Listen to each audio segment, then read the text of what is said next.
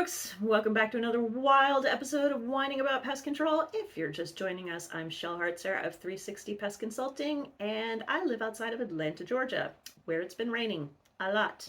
In fact, we got a thunderstorm going on right now, so you might hear some thunder in the background. Hurricane season is off to an early start. We've got 4 named storms so far. All of that and our other weather conditions can cause some pretty wet conditions. So today, I am whining about the weather, specifically wet weather. And in honor of that, I'm drinking a Fogland Merlot.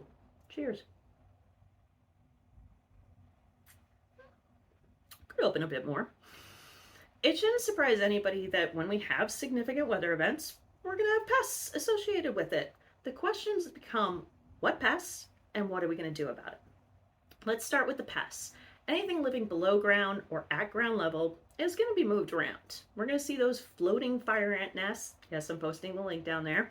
Spiders are going to be flushed out of the burrows. Millipedes, pillbugs are all going to be looking for drier conditions. We'll focus on the arthropods here because if I start adding in rodents and snakes and everything else, we'll be here forever. But don't forget to hit that follow button so when I do post it, you'll know. As for whining about control, there's not much preventative we can do except make sure those door seals are real tight to the bottom sill. Look at the screens too. If you put down any liquid or granular treatment, it's just going to get washed away. Do not waste your time there. Instead, do a really good inspection, find those entry points that need to be sealed, and try and get the customer to do it. After the rain has fallen, that's when these problems are going to start. Structures start looking real good to pests because they are quite literally dry ground. Find that dry ground and the openings. You don't have to do a full perimeter treatment right now, especially if there's more rain in the forecast or the area is still really, really wet. Where are the pests going to get in? Mostly ground level, so hit the doors, some low-lying windows, spot treat with liquids and granular. It doesn't have to be a lot. Of course, always read and follow the label. You just want to get that area directly around those points to just push the pest back. So think 1 to 2 feet. You may even want to do some crack and crevice on the door sill right inside the door. That way, if anything makes it past that first line, it's going to get hit by that second line. Now, as things start to dry out just a little, we're still left with lots of puddles, standing water, higher streams, and ponds. And that means mosquitoes.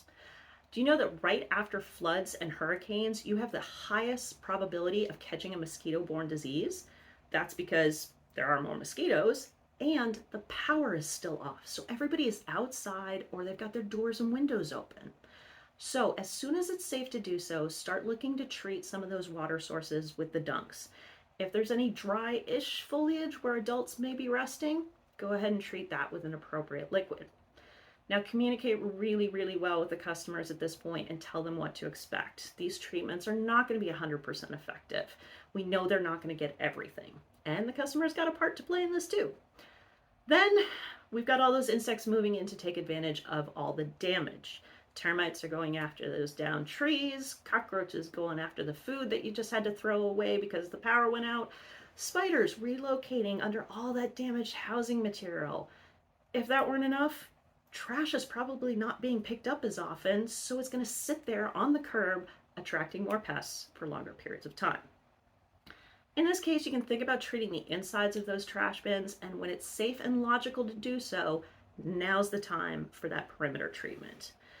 You really have these 3 stages to think about. First stage is before the storm, looking at some prevention. Directly after the storm, it's still pretty wet out there, and then that cleanup stage. Things are drying down. Focus on these 3 points in time, and you can really keep a lot of that pest pressure down. That's just the start. There's plenty more whining that will be flooding in. So go have a glass, weather the storm, and whine to me about all your tough pest issues to see how I can help. Don't forget to share this with all your relatives and rivals so they can whine too. And until next time, cheers to wildly wet.